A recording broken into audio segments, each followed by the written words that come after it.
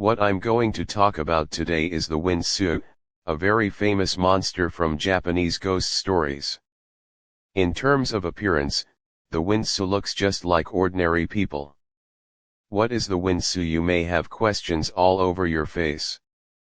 This thing looks unfamiliar on paper, and even more difficult to pronounce.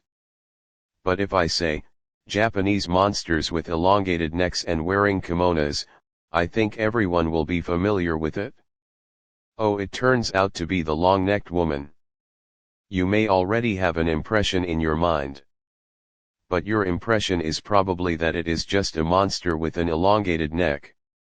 In fact, there is a richer and deeper history behind the windlass head. The windlass head is a frequent visitor in Japanese ghost stories and monster works. But as mentioned earlier, his appearance is just like that of an ordinary person, but if his neck is not elongated, then why is it called Wind Rider? The windlass is a turntable for hand-drawn embryos. When you are making hand-drawn embryos, you raise a whole piece of clay to a height and watch the clay slowly straighten upwards through your hands, just like a human neck slowly stretching out. Stretch slowly. In addition to the hand-pulled turntable, wind has another meaning, which is the device used to draw water from the well. If one day you go to the well to draw water, and what you put down is a bucket, but what comes up is a beautiful head. Do you like this kind of goddess in the well? There are two types of windlass heads, one with a neck that can be extended, and one with a head that can fly freely.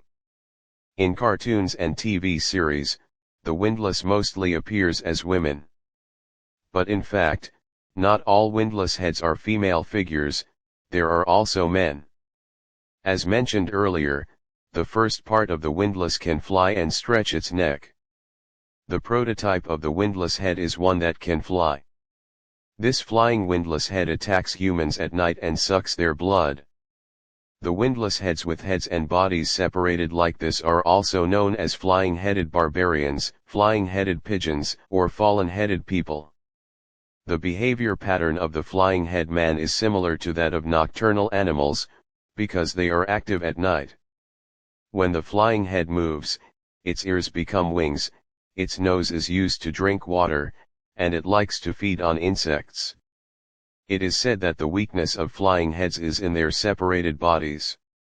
As long as they move their bodies when they fly away, they will be unable to come back. This relationship between head and body is similar to the early mobile phone and dock charger. Whenever it's almost done, Phetamon will fly back to his body. Just like a mobile phone that has less than 20% of power left and must be put back to charge. The legends of Phetamon and Latu are recorded in Taiping Guangji and Southern Foreign Objects. During the Three Kingdoms period, General Zhu Huan of the Eastern Wu dynasty had a maidservant whose head could fly at night. Zhu Huan once saw the Latu tribe in Lingnan, but the purpose of this article is not to discuss the windlass heads in China. Let us return to the windlass heads in Japan. Just like the legend of the woman and the human-faced dog, the legend of the windlass head can also be traced back to the Edo period. The author of the Tale of Sorrow Yurei, a collection of strange tales from the Edo period, believed that the windlass head was caused by a woman's soul leaving her body in a dream. In addition, Matsuura Shizuayama's Koshi Night Talk also recorded a story about a windlass head. In Edo, a woman suffered from a difficult disease. The merchant told the woman's husband that if he wanted to cure his wife's disease, he must take white dog. The liver can heal. So the husband slaughtered the family dog and took out the liver and gave it to his wife. Although the woman's disease recovered, the daughter they gave birth to later developed the phenomenon of a windlass head. One day, when the daughter's windlass head was flying again, a white dog suddenly appeared and bit the windlass head to death. Compared to the type with flying heads, documents from the Edo period also record another type of windlass head. The characteristic of this kind of windlass head is that the neck involuntarily stretches out when sleeping. The Edo period's ghost stories from various countries mentioned that in the western part of Shizuoka Prefecture, there was a monk named Responsor who wrote a letter saying that he was in love with a woman, Ase, and the two decided to elope.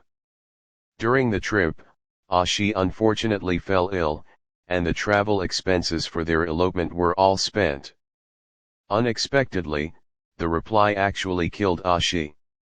Later, he returned to the secular world. One day, he once again stayed in the hotel and slept with the hotel's daughter.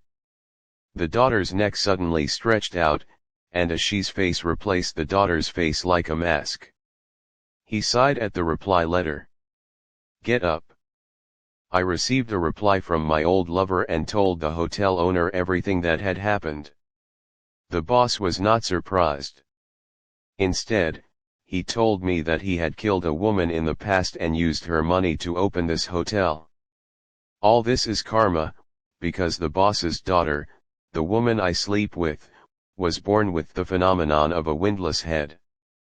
Finally, I decided to return to Buddhism and build a place called the Tomb of the Windlass Head. Both stories have a religious feel. Whether it is religion or the karma of scumbags, the legend of the windlass head, the cracked woman and the human-faced dog all reflect the background of the times in which they live. And what historical context does the windlass head reflect, which reflects the malnutrition problem of the lower classes in history? When talking about women with long necks, many people may think of the long-necked tribe on the border of Thailand and Myanmar. Girls of the long-neck tribe wear copper rings around their necks and limbs since childhood. As age increases, the number of copper rings also increases, and up to 20 can be worn. The reason why long-necked people wear brass rings is because of aesthetics and the values of a patriarchal society. However, the windlass head is not directly related to aesthetics and patriarchy, but to the nutritional deficiencies of the lower class society. After the Meiji Restoration, Japan entered the era of science. There is a doctor who graduated from Tokyo Imperial University School of Medicine and is from Ike Prefecture. He took the windlass head of the Edo period as the research object and analyzed the windlass head from a scientific perspective. To put it simply, he believes that the phenomenon of separation of the head and body of the windlass head cannot be explained by medicine and can be said to be a false monster created by humans.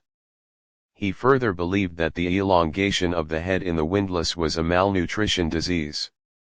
Why do you say this? It is said that the head of the windlass would lick the oil from the oil lamp at night. He used prisoners as an example. The prisoners had long-term intake of food lacking in fat, so they were very hungry for oil, even foul-smelling liver oil. In addition to prisoners, prostitutes from the lower classes of society were often malnourished and craving oil. The doctor described that these prostitutes would secretly lick the lamp oil placed aside while their patrons were sleeping. When the patrons were half asleep and half awake, they would sometimes mistake the prostitutes under the light for the heads of windlass. During the Taisho period, another doctor also expressed his opinion on the windlass head based on his work. He believed that the windlass head with a separated head and body was a fabrication. From the perspective of malnutrition, the possible context of the windlass head is proposed. He also put forward a new view. He believed that the windlass head often appeared in the image of delicate beauties. Such women were mostly prone to lung diseases, and because of their long and slender necks, they were easily regarded as the windlass head. To put it simply, the story of Windmill Head is a fable depicting the real life of Japan's lower-class society. The protagonist in the story was forced to lick lamp oil due to malnutrition. Such a scene is difficult for modern people to imagine. However, there may be some things in our current society that are unimaginable to future generations. With the development of science and technology and changes in society, the various difficulties and challenges we are experiencing now may become unfamiliar and difficult to understand in the future. Likewise, The values and lifestyles we pursue now may be seen as aberrant or anachronistic in the future. Perhaps, for future generations, we will also become some kind of monsters.